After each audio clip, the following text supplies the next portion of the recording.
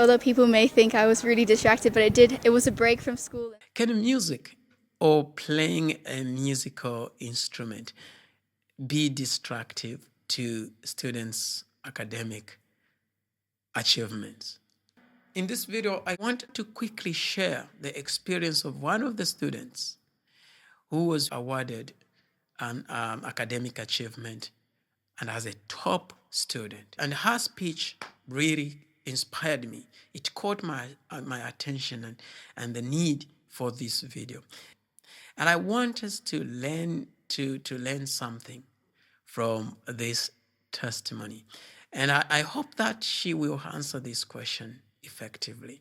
Now, Tejasvi was one of my piano students back in the Seychelles, where I served as head of music department at the International School of Seychelles.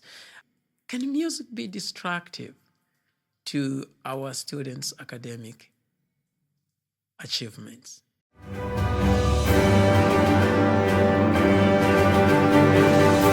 For me, music gives me soul. It brings me a cheerful moment, and it uplifts my lifestyle. It brings me a lot of joy, and by music, I can express myself to other people. Despite the fact that music or playing a musical instrument benefits children, benefits the community, benefits schools in a variety of ways, this still to some extent perceived as destructive to students' academic progress. We cannot argue the benefits of learning to play a musical instrument in the total development of and the well-being of our students. If anything, Plato regarded music as essential to the education of every citizen. He actually described it as a gymnastic, which is training for the soul. Now, you will have experienced that most children end up quitting music or playing their precious musical instrument when they enter secondary school. After all this time they've been enjoying music, they've been playing their musical instrument, and then when they enter into secondary, it's like that's the end. That's the end of music. But how does Tejas believe she has achieved such academic excellence as a top student? And what is our perspective on what it means to be an outstanding student? What is our perspective?